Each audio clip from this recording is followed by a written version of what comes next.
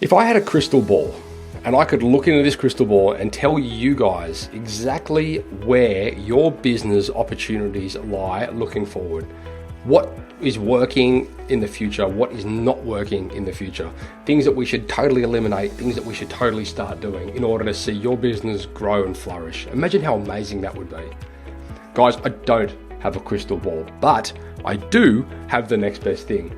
We've recently just launched our opportunity analysis, and the entire premise of this exercise is to help you guys understand where the holes in your bucket currently lie. Why is that important? Because we don't want to start filling a bucket that's leaking. Guys, for a limited time only, I'm going to be offering this as a free giveaway. It's $350, but for you site shedders, you're going to get it for free. You need to head across to tradie.wiki/grow and enter the code SiteShed to get it for nothing. Off the back of it, book a time to have a chat and we'll see where it takes us. We're looking forward to helping you and seeing where your opportunities lie. Today's podcast has been proudly brought to you by Tradie Web Guys. Tradie Web Guys work with tradespeople only on their websites and marketing solutions to help them stand out from their competition. Everything from web design through to SEO, search engine marketing, content creation, you name it, guys. It is a customized solution for trade-based organizations and it's fantastic. Head across to tradiewebguys.com.au/apply, fill in the form and let's have a conversation. Giving tradies and contractors around the globe the tools to run a modern business. You're listening to Toolbox Talks from the Site Shed. Now here's your host, Matt Jones.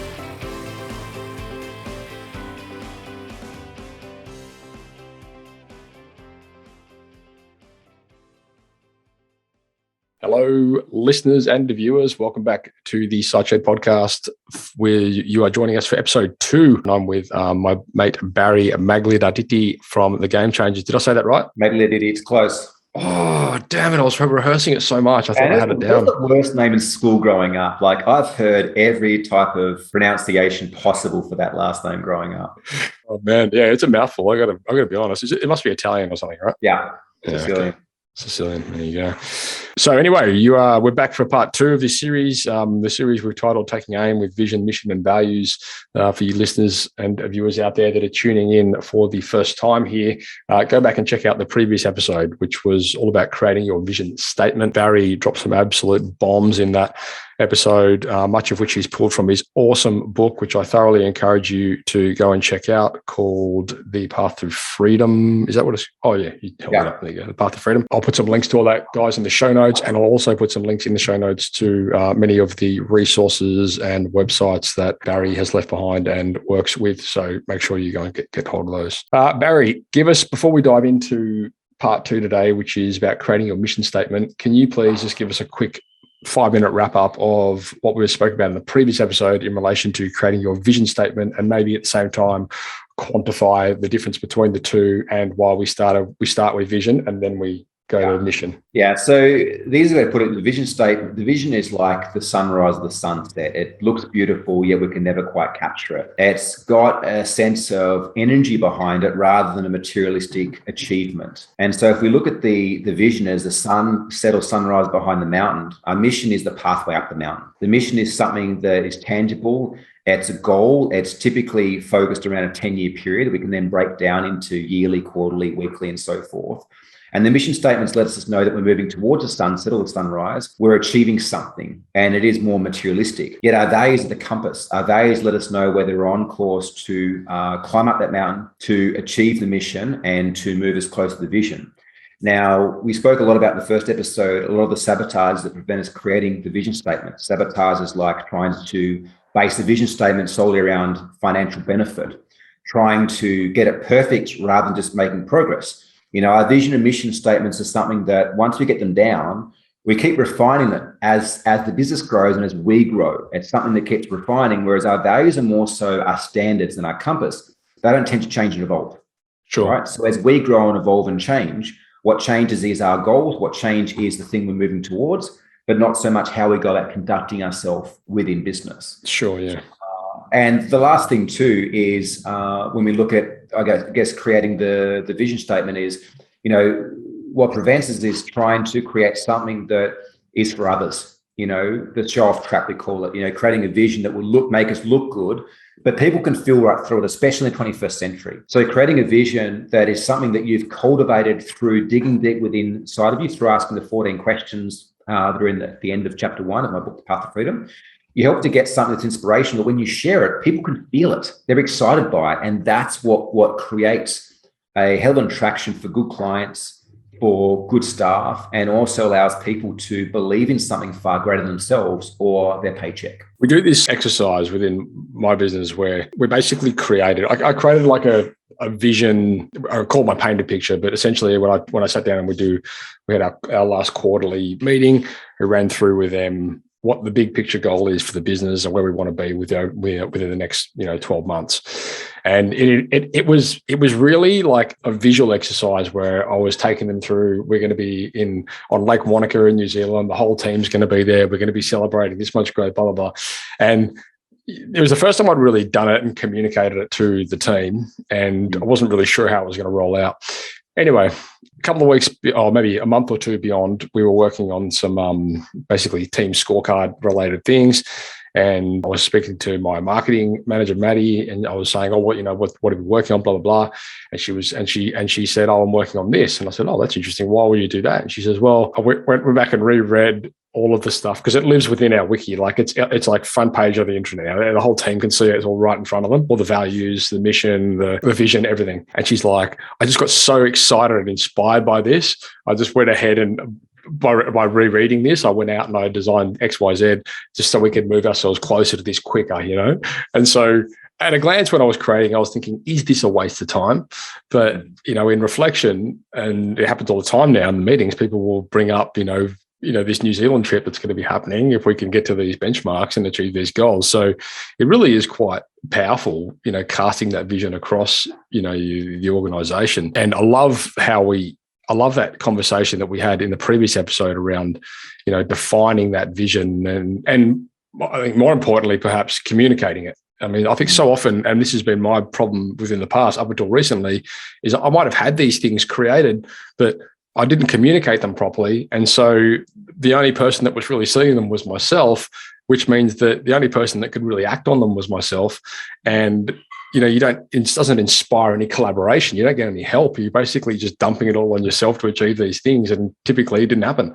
So I've learned a valuable lesson there. And I'm a bit of a slow learner. It's taken me a long time, but I'd love to short track that for the listeners and viewers out there for sure. Yeah, absolutely. So in this episode, we're talking about mission, and I love that analogy you've got of the sunset being the vision, and the climb up the mountain being the mission. And I think you might have alluded to it in the previous episode. Like very often, when the vision may evolve, but the mission will certainly evolve, and there may even be multiple missions to help you achieve that vision. There you go. Watching the picture. Lovely. Could be. We should put that on a t-shirt. Yeah. So why don't we dive into it? Let's, I suppose, now that we understand, we've listened to that previous episode about vision. Let's dive into mission or missions, and then understand, I suppose, maybe we'll dive a little bit into practically about how we can go about creating them, how we can make them transparent, how we can encourage collaboration, get buy-in, just basically bring it from a thing that might exist in your own mind to something that can actually be worked towards, with your organization. Yeah. I guess the first thing to understand is without a mission, there's nothing in place to actually make your vision happen. Right. Your vision at this point is just a dream and will remain so. Sure. So, what's the point of working if you're not fulfilling your ultimate purpose? And so running a business without a clear mission means you'll also encounter a few other unwelcome challenges. Perhaps, dealing with some of these now in your business, being procrastination, lack of motivation, especially with everything going on right now. I can imagine there's a lot of people out there right now suffering from procrastination, lack of motivation. Yet on the other hand, I know quite a few people too that have just excelled through this time, even though many of them have had their businesses shut down and things have happened because they've gone back to their vision and gone, shit, this is my vision. My current business model is not the only way to fulfill this. Mm-hmm. So they've modified the mission, they've modified their goals to keep moving towards that sunrise. So yeah, it's interesting, isn't it? Like there's so many people see situations like we're in right now as opportunities to improve. And then so many sort of sit back and, put their hand out and wait for someone to come to the rescue. And again, we're probably, again, preaching to the choir, but I think the reality is, and certainly within our circles, we've seen so many businesses just use this as a way to improve and dial in their systems, dial in their technologies, cut costs, get rid of ridiculous overheads like offices that they don't need because they're plumbers and no one goes to them anyway. Like just things like that, and they've come out stronger with better processes. They're more profitable. They've got less overheads. And of course, there's unwanted obstacles, like you say, but taking them as, I suppose, opportunities to improve and, how to navigate them better, respond instead of react kind of thing. I think there's been some really, really positive outcomes that we've seen within our community. I'm sure yourself as well. Absolutely. Absolutely. I guess, if we're unclear, to be clear, like if we're unclear of our vision, we're going to lack drive. Yeah. And if we're unclear of our mission, that creates procrastination. Yeah.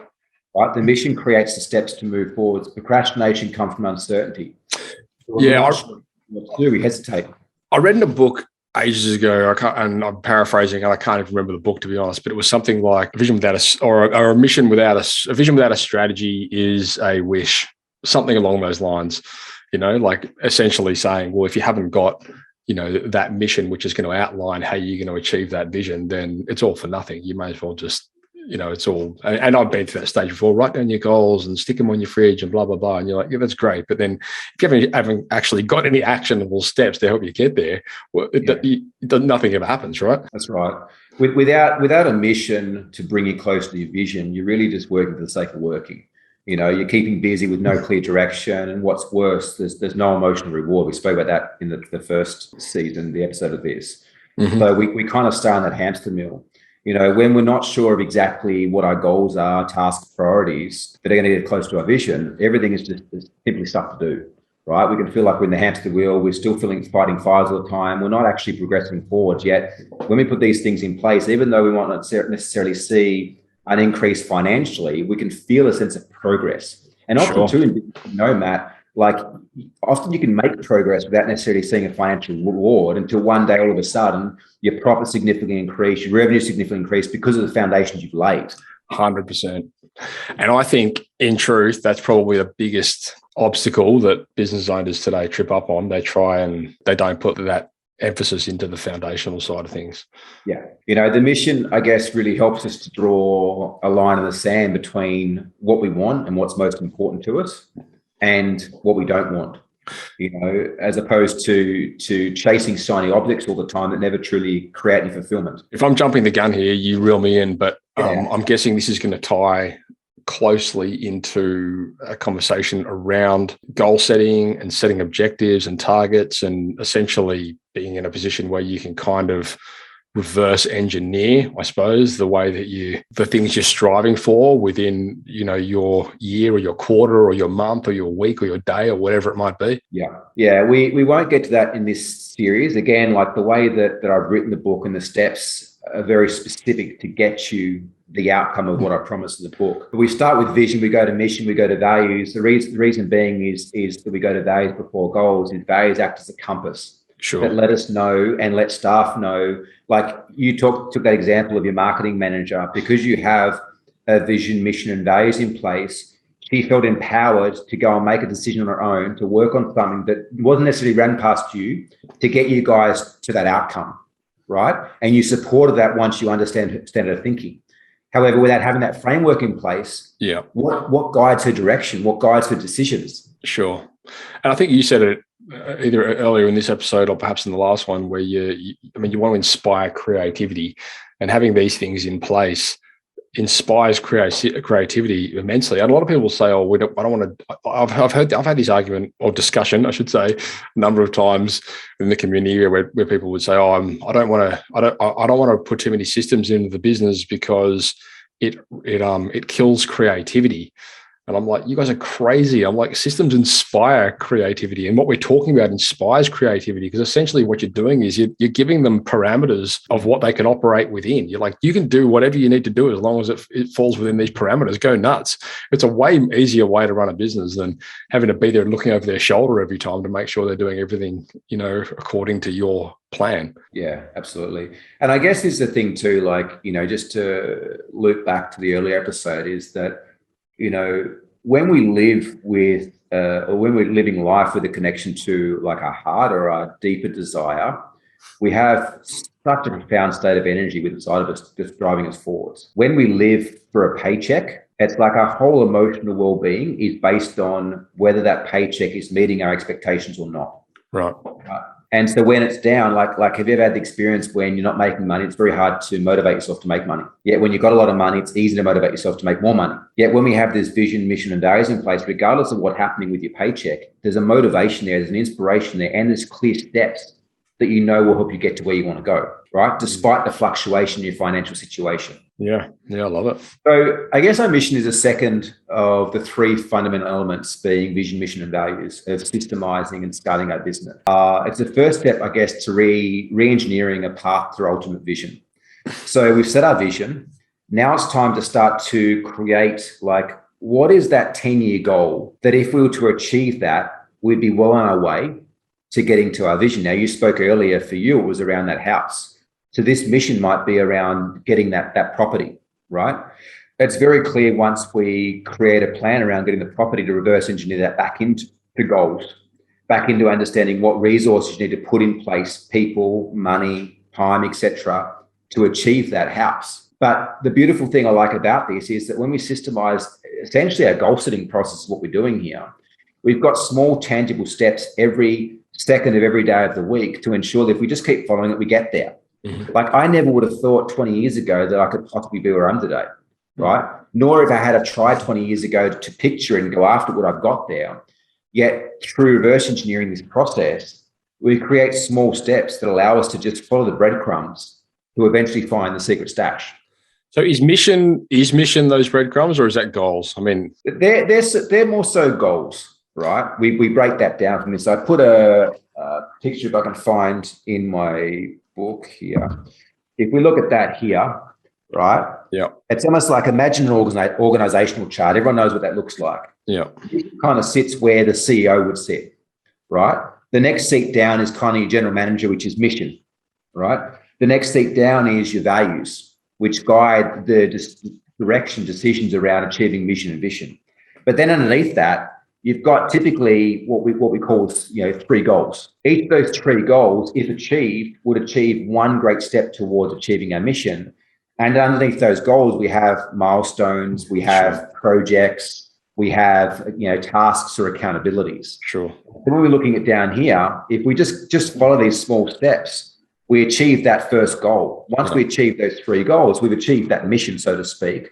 Once we've achieved that mission, we're a long way closer to seeing that sunrise or that sunset.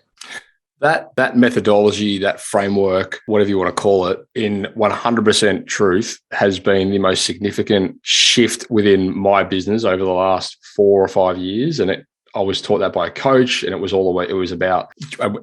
just like we've done here, essentially taking those bigger picture things and breaking them down into small, bite-sized, digestible tasks or actions or whatever it might be. And then as your business progresses, you do the same thing for team members, so on and so forth. But it's incredibly inspiring when you reverse engineer a big goal, how little you actually have to do in order to achieve that goal, provided you do it consistently. It's insane, actually. Yeah. But again, though, like we touched on the first episode, a lot of people don't spend the time to do this because it doesn't provide them with immediate gratification.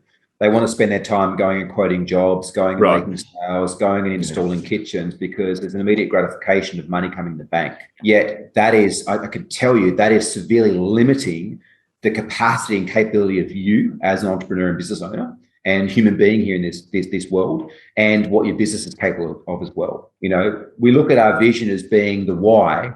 Our mission is then the what. Our values are then the how. And this is how that framework of why, what, how so beautifully fits together. Mm-hmm. Yeah. I mean, as I say, you're right. Most people don't do it, which is why we're doing these podcasts, it's to sort of inspire people to do it. It doesn't actually take a lot of work. And I tell you, you talk about like a feeling of satisfaction once you've done it, and you can look at it and go, okay, now I've got a path, like I've got something to strive for. Like it's really motivating. Yeah, you're right. It is. And I guess there's four main things. If we start to now get a bit more granular with this, there's four main things that our mission statement should communicate, right? So to start with, like our vision is a little bit more tangible, right? It's a bit more pie in the sky.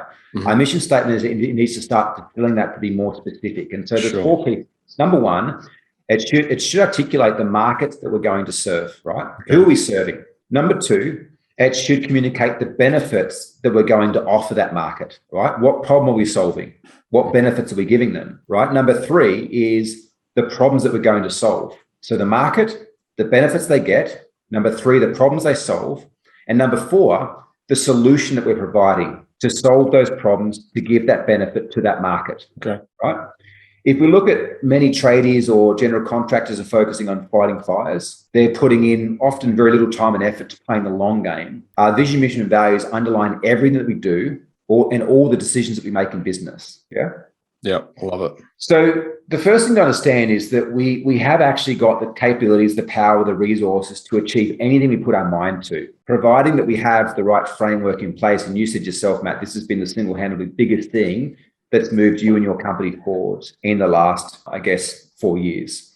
So we need to throw away the rules or the perceptions of what we've had or what we've had up to this point in time, or even the limiting beliefs, to help us to start to define our mission and start thinking about, well, what is your mission, right?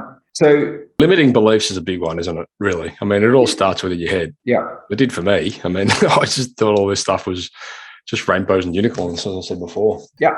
Absolutely. I needed to clear that slate. And to be fair, I probably needed to unlearn as much as I needed to learn. Yeah, so true. That's so true. Yeah. I guess if we look at the mission, like what does a business need to do to achieve that wish, that dream, that vision that you have? So setting our mission is the stepping stones or the starting blocks to move us toward achieving that vision. So the way that we start to go around this process, number one is like, what are our 10-year goals? If we kind of have our vision pictured in the future, what is some major thing that we need to achieve, to overcome? What's the problem in the marketplace we have to solve, right? Who are we actually solving the problem for? And what are the benefits we're providing them in 10 years' time that are going to see us take a huge step up that mountain, right? What service or product are we going to provide? Now, like we went about defining the vision, it's the same thing. Write everything down. Don't fill it at this point in time. Don't try to get it perfect. Just create some progress. So what is the service or product that we're providing? Are we a service-based business? Are we selling products? Do we sell B2B? Do we sell B2C? Get specific. Now, this might seem obvious. I sell garden equipment, Barry, like all good. But what do you want to say? What do you want your business to stand for?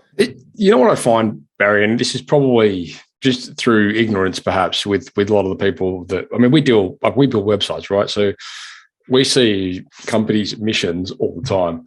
And so often they want to promote what I would call permission to play things as being part of their vision. For example, our mission is to provide the best quality service to our customers. And it's like, no shit. You know what I mean? Yeah. Like it's permission to play. Or, you and everyone else who's printed the same mission statement off Google. Exactly. Like we strive to provide excellence in every area of the plumbing industry. It's like, give me a freaking break, like it's that's like going fishing and casting a net, but stretching the net so freaking wide because you want to catch as many fish as possible that you actually open up the holes in the net and catch nothing. Yeah. It's like fishing with dynamite. The more specific you can get, it's like, we aim to be the number one service provider for electricians that focus on serving the residential market between here and here by giving them this specific outcome in this specific way. I think it's the specificity which typically I see is lacking, like it's those, like you say, the mission is designed to be more specific. It's designed it's more tangible. There's outcomes involved, like whereas the vision's sort of a bit more of a wider net. This is more of like focused. These are the things. This is what we're doing. This is what we're working towards. Tick, tick, tick, tick, tick. Think about those 4 questions and answer those 4 questions, right? Number 1, who's the market you're serving, right? And why are you serving that market? Why have you chose that market? Is it because it's who your current clients are, or because you actually enjoy working for them? Number 2, like, what are the benefits you provide that market? What do you hear your clients constantly giving you positive feedback around, right? The problem that you solve, right? What problem do you solve? Why have you chosen to solve that problem? Is that a big enough problem to solve? And what's the solution? So many of these things too, Barry, like in my experience, I've seen people, and probably just because they've never really dived into the data, or maybe they've never really sat back and given it the time that it deserves. But like, for example, right, we've had, and this has happened numerous times, we've had businesses come to us that say they're I'm not going to name names, but let's say they're a plumbing company in Perth, if you're listening out there. But they had a great business, they really did. And they were turning a huge amount of money, and they were turning over a huge amount of money, right? But when we broke down and looked at, where a lot of their resources were being spent, and, because they were unhappy, he was unhappy, and he was like, well, we're not making, like, there's never any money left over in the bank. Like, we were turning it. As you were, like, it's not about what you turn over, it's about what's left over. And when we broke down into the different verticals within the business, we could see that 70% of their resource and their staff was being sucked up in the construction division of their organization. But from a profit perspective, it was only generating maybe 15% of the company's profit. So they had this huge amount of resource which has been drawn over to this area of the business which turns over the most money, but creates the least amount of profit. And in comparison, we looked at their residential, which was tiny, but they couldn't grow it because they couldn't give it the resource, because the resource was being sucked up within their construction industry. But once they had that data put out in front of them, it was obvious. It was like, we just need to kill the construction and apply ourselves to this residential side of things and grow this. And that's what they did. And, since then they've going forward in leaps and bounds. But the point being, if they were doing this exercise, 10 years ago, and I said, well, who do you serve? They'd say, well, builders. And I'd be like, okay, great. Or who's your ideal customer? Builders. Without really thinking about it and without really looking into the data as to, well, what does the best customer look like? It's not always about who's paying you the most money or where the biggest turnover is coming within your business. It's very often like you got to consider other things. You got to consider, how happy your team members are. You got to consider what's left over in the business from a money point of view. You got to consider the resource load that it's taking up and all these other things, right? So there's variables in there that I think people need to really have a good hard look at. Yeah, answer the 4 questions again. Buy the Path to Freedom on Amazon, or get a free copy through the link we provide here.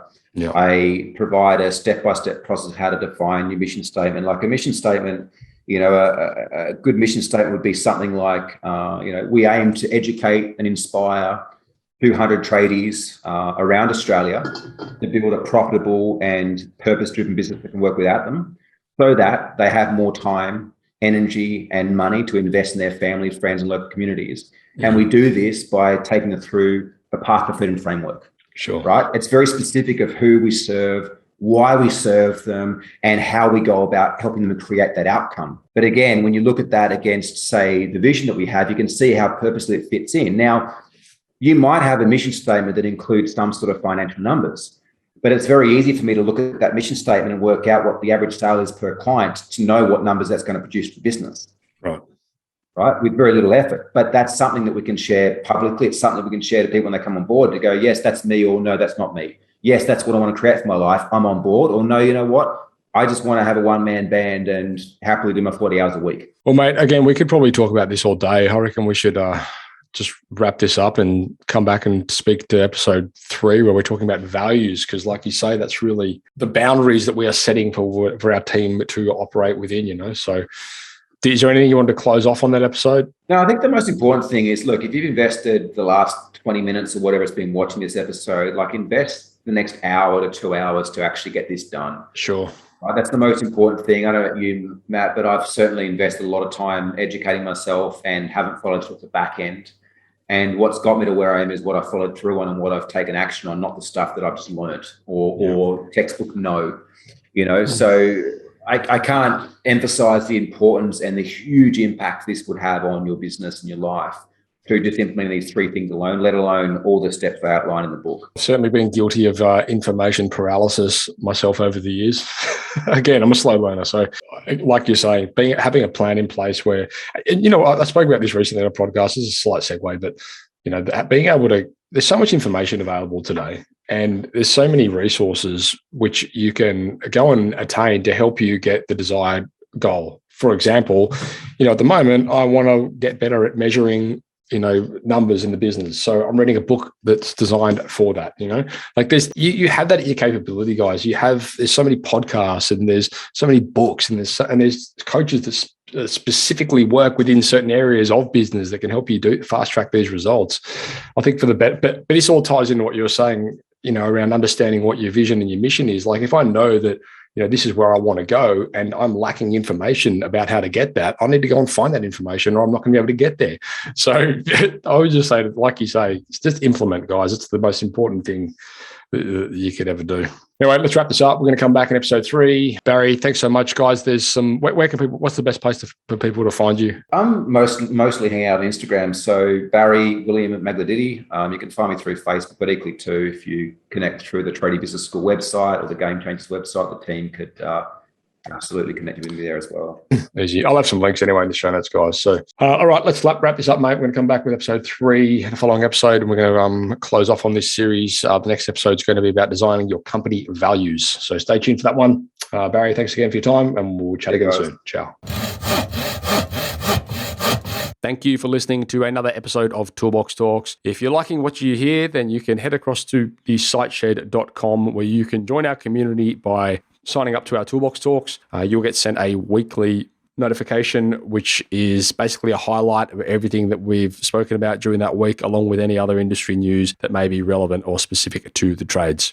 If you're enjoying the show, you can head across to iTunes, Stitcher, or SoundCloud, where you can leave us a review. That would be fantastic, and all the reviews get read out in the show. Likewise, if you have any friends or colleagues that you think would benefit from this show and the episodes that we create, then please go ahead and share it with them.